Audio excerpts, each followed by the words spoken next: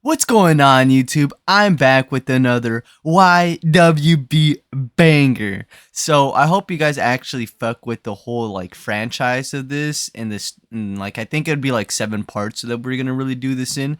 And yeah, so this is part 2 to running away from treatment. To summarize the first part, so we were gonna go to this church. It was specifically it was a church concert, right? In this treatment in Minneapolis.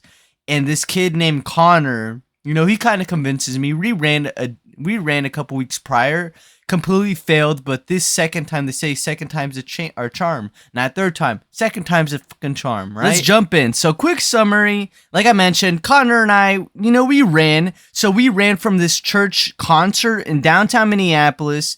We walked around for a little bit, eventually stumbling upon this dog park. So at the dog park, we met this cool ass key figure, this female comedian that basically is our central unit to actually heading to Fargo, right? So we hang out maybe 3-4 hours with her and Connor's friend in total in Minneapolis before we actually head to Fargo. So after those hours end up, she couldn't really do much. So once we go to her night show, it was her night comedy show.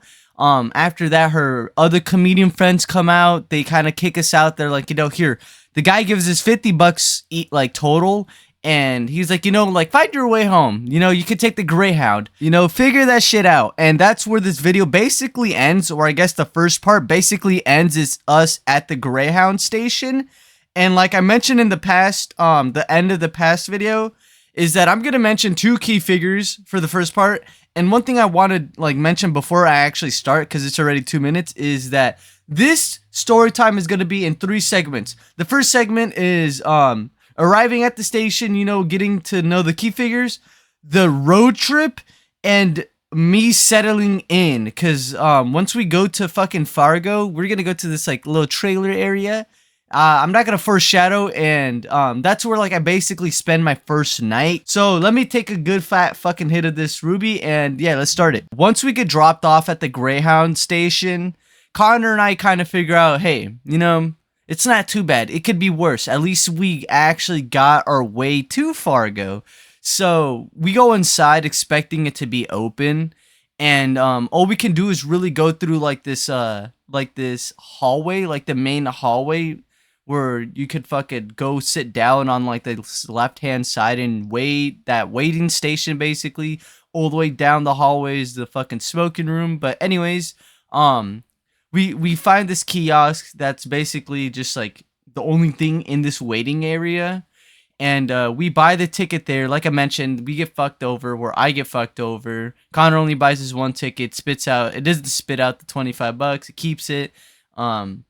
So we go chill outside at where the buses basically park at, and Connor sleeps for a couple hours. I just kind of sit and stand guard. And yeah, I've said there's people walking by. I probably waited 2 hours before sunrise. I believe it'd be 6 o'clock in the morning. But anyways, let's get this started by starting off with one of the key figures of the story time. And that would be the 2 chicks I mentioned, right? One was this light-skinned girl and this white girl. And I don't think that they were heading to Fargo. I think they were stopping by Fargo, heading somewhere else in North Dakota, because they mentioned it was some cabin that they stay at, that they're in uni. I think they were from Minnesota or Wisconsin, one of the 2 states surrounding it. Could be Illinois too. But anyways, so we meet them by already hours ahead of waiting, right? So it's probably 2 hours of waiting already. And Connor and I, we didn't even have snacks or anything like that. We were just dead ass waiting. We just take turns sleeping, or we just fuck around. We didn't even really have a backpack, bro. We literally ran with nothing. So I mean, what we did was we bumped ciggies and shit by just asking random people at the fucking waiting station. But after a couple hours of waiting, these 2 chicks pop out. They sit right a couple seats next to us, because I mentioned, the waiting station was just built off of a corner. It was this three windowed corner, right? So there's 3 separate windows boxed in. Remember I mentioned that hall? So it was on the left hand side of that hall where we were facing at that kiosk, right? And it was like right next to the fucking smoking room. So we just get up, whatever we had with us, we'd either bring with us or like he just fucking quickly just get a couple cigarettes by asking a couple people or whatnot. But so like these chicks already had like a fucking box or two like separate, and they had some vapes. And they're like, hey, like, you know, Connor's pretty good at chatting up, so he was chatting them up already. And then we all agreed to just go to the fucking to the smoking room. So like they hand us a couple cigs and shit. So, you know, I keep two. I think Connor had like two or whatnot. And we were just chilling, talking to them. So that's how I do remember vividly like that they weren't even heading to Fargo and that they weren't even from like our state. Anyways, so like they weren't really key like essentials. They didn't do anything crazy. We didn't run with them. We didn't go to their cabin. But after a while of talking to them, you know, we eventually stumble across let's call him OGS, or like just the fucking OG or whatnot. Okay, it'll be way easier. So we meet this like OG Somali dude, and he was asking to bump off a cigarette from us. And I actually just remembered this now. I think I handed him my cig because Connor either smoked his too or whatnot. And when I pulled that shit out, it was in my pocket. It was broken in half. And this is how I remember how to do this shit.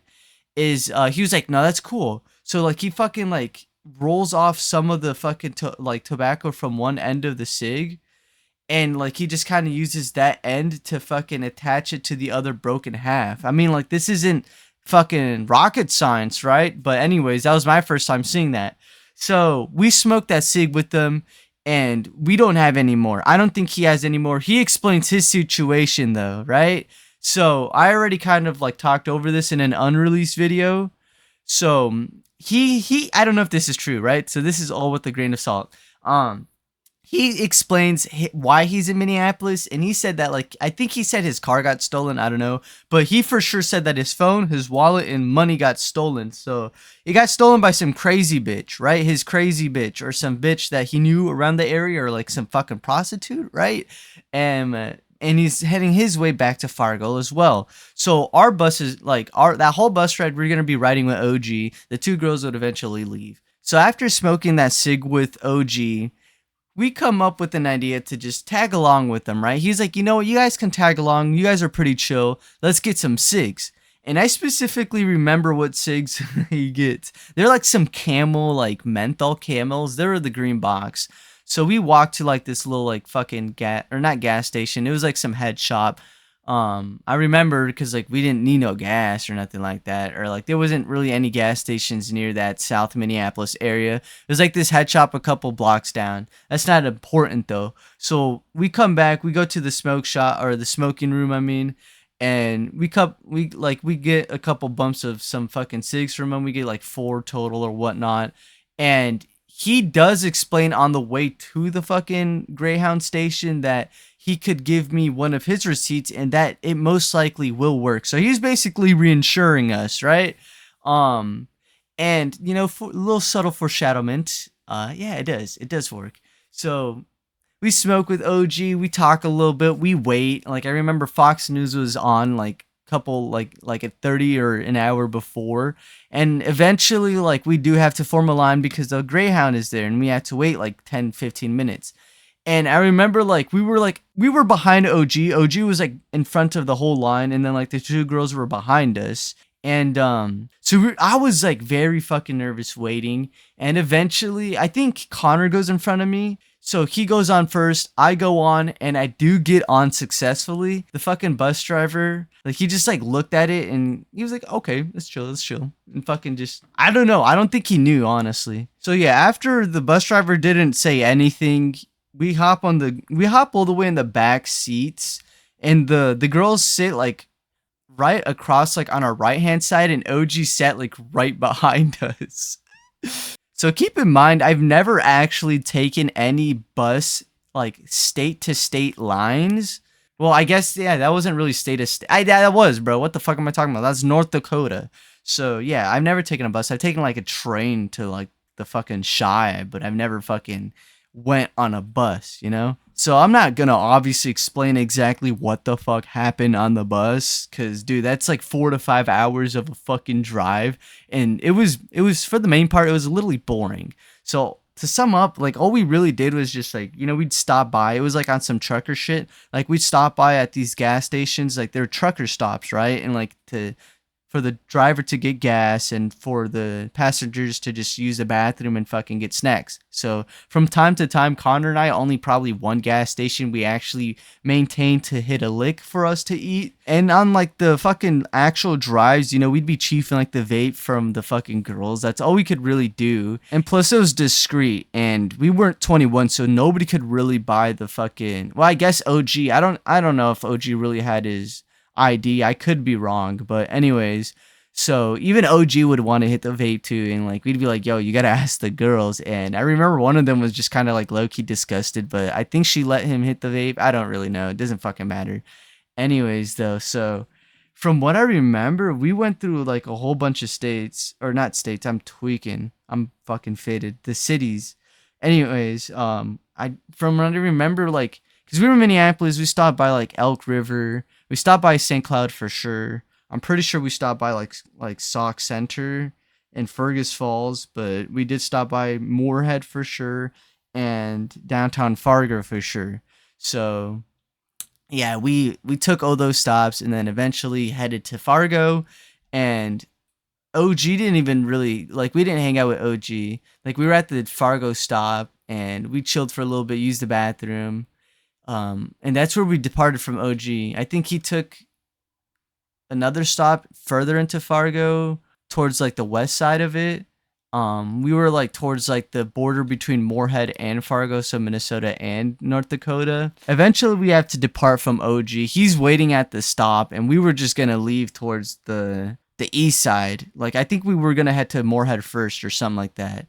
But shout out OG, you know, whoever you are, bro, you literally helped me hop on and do the most devious shit that I've done in my life, dude. I take it with the good and the bad with the whole trip. But anyways, though, so our first stop was going to Moorhead, and I think it was like a library from what I remember. We had to get Wi-Fi and be able to hop online to text. Wait a minute. So DJ, pause the whole track, rewind. So we still go to Moorhead, right? But we had to stop by one person's trailer first. That's still in Moorhead, like I said. But it's just confusing because like a handful of his friends live in fucking Fargo, but another handful live in Moorhead, and I think he was from fucking Fargo. I don't even fucking know, but anyways, so we go to this dude's house first, who will later on basically pick him up from that trailer that I was sleeping in for the first night.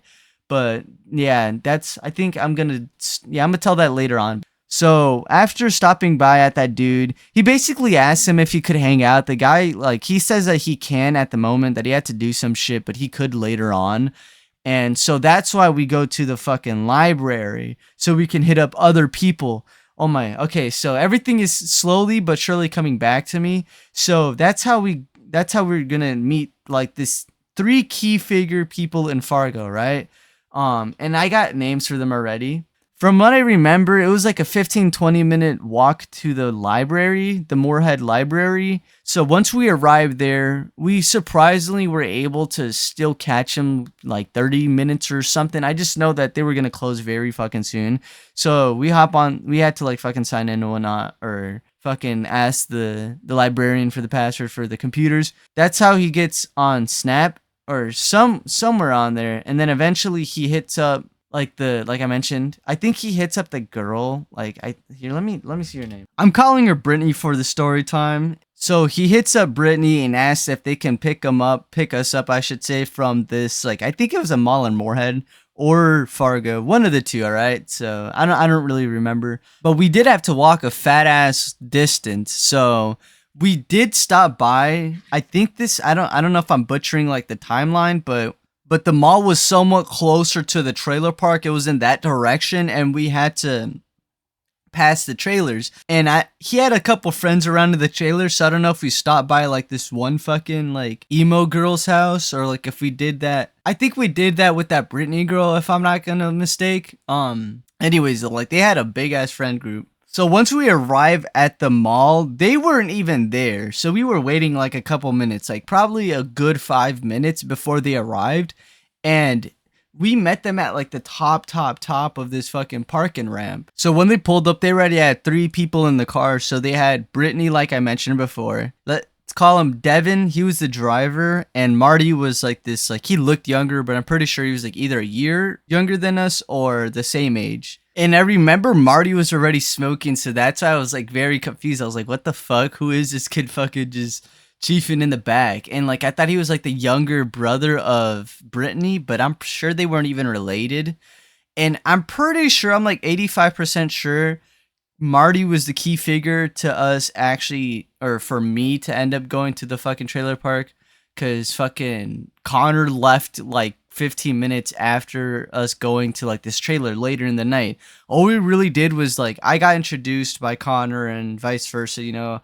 They were like, so who the fuck is this kid? Like, Connor basically said that like we were refugees, we ran from treatment, and I was the fucking other kid that ran with them and helped them get there basically. So, yeah, Connor was like basically trying to get a whole like stint of just running from his parents. And I remember this. It was Brittany specifically that mentioned and kind of put that out that Connor's dad was the fucking sheriff of, I believe, Fargo. Because I think they were from Moorhead, Connor was from Fargo, or some shit like that. I don't know. But I was so fucking mad with Connor. I was like, dude, what the fuck? Like, why would you even run? That would be stupid. And that's kind of what led into us kind of giving up. I mean, like, I just did it for fun. He really thought that he'd be able to run for like at least a month or like a couple weeks. I think he wanted to go for 2 weeks or some bullshit. So anyways, though, we only really hang out with them and just smoke in the car until that nighttime, until I end up with Connor and Marty. They drop us off at like this trailer, as I mentioned. And honestly, I don't even know who this fucking girl was. Like, to be honest, like, I do remember she had like a mom, and I don't know if it was a brother or like a dad that was there too, but it was like this, I live in trailers too. I ain't denying that shit, but you can call it white trash or whatever, but like this is on some like dead ass. This is like if fucking Ricky's daughter from Trailer Park Boys turned out to be exactly like fucking Ricky, right? So, like I mentioned, Connor was with me for like 15 minutes. Marty was there for like, I think later on into the night. I don't know if he left, to be honest, but I got put onto Paradise PD. Like this girl, she had some weed. I'm not gonna lie, she had some fire ass shit. Cause I don't know if it was just cause my fucking tolerance was completely down or if it was some fucking thrax. But anyways, Fargo do got that gas. So we were just smoking like bong rips and shit, just chaining that shit. And like, I think a bowl, she had like a bowl and whatnot. Cause like she brought some other like glass piece from her fucking like clothing drawer. But anyways, so yeah, like the first like 15 minutes, Connor and I and Marty and her, we were just like chiefing the fucking bong rips and shit. And Connor was like, I'm only going to be gone for like 30 minutes. Like I mentioned before, that other kid that we first stopped at, the first guy we stopped at once we arrived in Fargo, or Moorhead, I should say, at the trailer parks, he was picking them up with a couple other of their homies. So they were just going to go out for the night and just basically hang out with them. And eventually, yep, Connor leaves. He goes out. He tells me he'd be back in the morning just to check up on me. Marty and I and the girl were just chiefing the fucking bong and like the other glass. I think it was like some fucking bowl or whatnot. And eventually, like I said, I think Marty leaves. I don't even know. But eventually, like, we go to bed after watching like fucking 2 seasons of Paradise PD. Shout out Paradise PD. That shit was some fire ass show. Especially when you're high. It's funny as fuck. But anyways, I'm going to stop it here because it's going to get to 20 minutes.